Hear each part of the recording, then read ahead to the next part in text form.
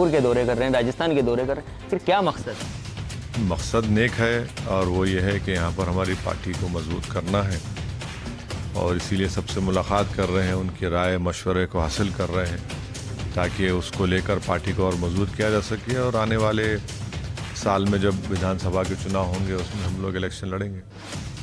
वो कितनी सीटें होंगी? क्योंकि बात की जा रही है कि राजस्थान के अंदर अक़लियतों की आबादी जो है प्रत्येक लगभग 30 से 40 सीटें ऐसी हैं जहाँ पर अक़लियतों की आबादी 50% से ऊपर है, लेकिन वो जिता नहीं सकते, हरा ज़रूर सकते हैं और आप खड़े होंगे तो कांग्रेस हारेगी।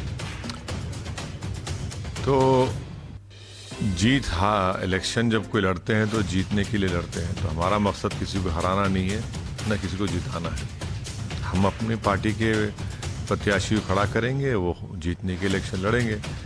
अब जहाँ तक हारने की बात है कांग्रेस पार्टी की, तो कांग्रेस पार्टी पूरे देश में हार रही है, उसका जिम्मेदार मैं कहाँ हूँ। पंजाब में हार गए, हम नहीं लड़े, उत्तराखंड में हार गए, खुद पार्टी में उनके यहाँ पर बहुत बड़ा डिवीज़न है, तो हम अपनी पार्टी के लिए काम करेंगे।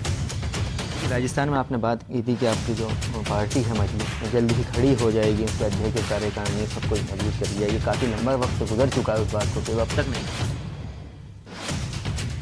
लंबा वक्त गुजरा है, मगर पार्टी के संगठन पर काम हो रहा है। पार्टी के लोग पार्टी के पैगाम को मुख्तलिफ राजस्थान के मुकामात तक लेकर जा रहे हैं और उस सिलसिले में आज सबसे मीटिंग हो रही है। काम चलेगा, फिक्र मत करिए, जल्द से जल्द वो भी अनाउंसमेंट हो जाएगा। देखिए, एक ख़ास बात है जिस पर आप लगातार पिछले 2-3 दिन से बोल रहे हैं, रामनवमी पे जो जुलूस निकाले गए उसके अंदर जिस तरह के मौजू पेश आए, जो हालात पेश आए बंगाल से लेकर गुजरात, राजस्थान और मध्य प्रदेश, क्या क्यों? मेरा मानना है कि ये जो फसाद हुआ है ये पूरा मनसूबाबंद तरीके से हुआ है और ये नाकामी है प्रदेश की सरकारों की। अगर वो लोग चाहते तो ये दंगा नहीं होता, वो चाहते थे इसलिए दंगा हुआ है और इसके लिए जिम्मेदार राजस्थान की अशोक गहलोत की सरकार है कि इनको सब चीज़ें मालूम थी, इंटेलिजेंस इनकी रिपोर्ट इनके पास थी कि इस तरह से दंगा होगा, इस तरह से प्रोवोकेटिंग गाने लगाए जाएंगे। और हुआ क्या कि नुकसान गरीबों का हुआ, दुकानें जलाई गई, जो लोग कारोबार करके ज़िंदगी गुजारते थे आज वो कर्ज़ों में डूब चुके हैं, भीख मांगने पर मजबूर हो चुके हैं।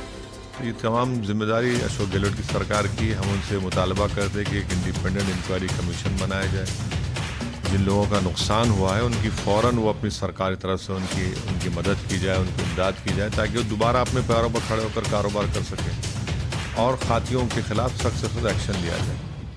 फिलहाल आपका जब ये बयान आया था सरकार के ऊपर आपने जो एलिगेशन लगाया था, उसके बाद कांग्रेस के जो अक़लियत से जुड़े नेता हैं उनका यही कहना है कि आप बीजेपी के एजेंट के तौर पर काम कर रहे हैं, बी पार्टी है, जानबूझ के ध्रुवीकरण करना चाहते हैं वोटों का हिंदू मुस्लिम।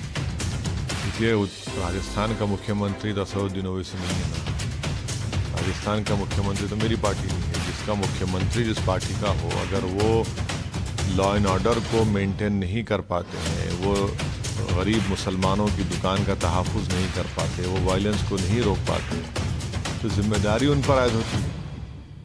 आप अपनी नाकामी को छुपाने के लिए मुझ पर इल्ज़ाम ज़रूर लगाइए, मगर हकीकत ये है कि आप नाकाम साबित हुए। आप लोगों की जान नहीं बचा सके, उनकी जायदाद को, उनके कारोबार को नहीं बचा सके और आप ही की वजह से इन तमाम तबाही और बर्बादी हुई।